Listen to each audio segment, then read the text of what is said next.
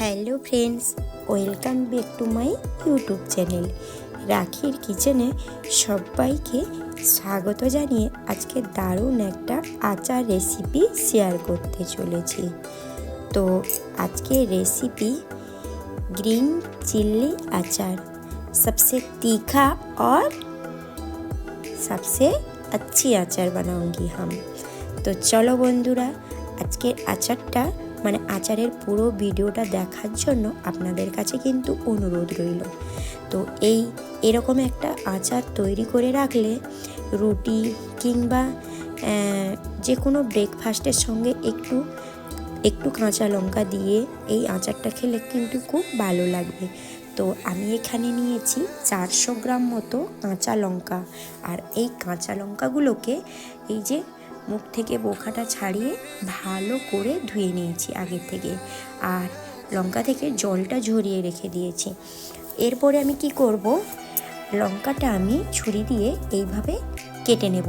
তো দেখুন, কারণ লঙ্কার ভিতরে যে টক লাগবে ওইটা ভিতরে প্রবেশ করবে, মশলাটাও ভালো লাগবে ওখানে ভিতরে ঢুকলে। আর খুব ভালো করে আমি চিড়ে নেব না, একটু করে এইভাবে কেটে নেব। তো আমার প্রত্যেকটা লঙ্কা এইভাবে কেটে নিতে হবে। অনেকে কি করে কাঁচা লঙ্কাকে কুচিয়ে মশলা আচার করে, আবার দুভাগে ভাগ করে কাঁচা লঙ্কাকে চিড়ে আচার বানায়। তো যে যার মতো শেপ দিয়ে আচার বানায়, আমি আমার মতো করে এইভাবে শেপ দিয়ে আচার বানিয়েছি। একটা করে লঙ্কা খাওয়া যাবে, তাই না বন্ধুরা? তো আমি এখানে একটা আম নিয়েছি, কাঁচা আম, আর আমটাকে কেটে নেব। আর আমটাকে এইভাবে পাতলা পাতলা করে কেটে নেব। আর আমের খোসাটা কিন্তু আমি ছাড়াবো না, মানে আমের ছালটা ছাড়াবো না, এইভাবে রেখে দেব। তো আমটাও এইভাবে খেতে কিন্তু ভালো লাগবে আচারের সঙ্গে। তো মাঝখান থেকে আমের বিচিটা আমি বের করে দেব। এরপরে আমি কি করব, একটা পাত্রে আমি ওই আমটা নেব আর নিয়ে নেব কাঁচা লঙ্কা, একসঙ্গে এটাকে আমি এক সাইড করে রেখে দেব। এরপরে আমি একটা ভাজা মশলা তৈরি করে নেব, কোনো রকম ঝামেলা ছাড়াই দারুণ 10 মিনিটের টক ঝাল আচার।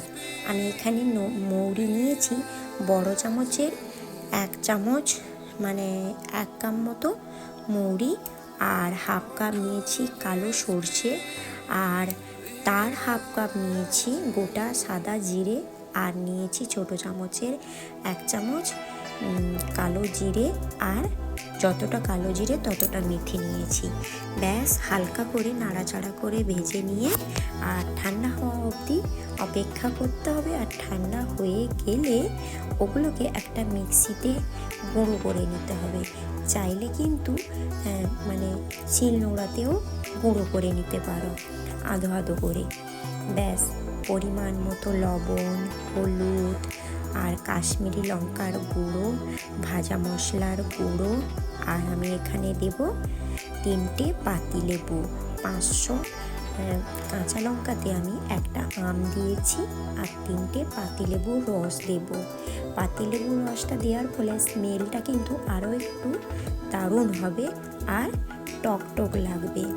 তো এখানে কিন্তু আমি আবারও ভিনিগার ব্যবহার করব, আর ভিনিগারটা দেওয়ার ফলে কি হয়, আচারটা অনেক দিন ভালোভাবে রাখা যায়।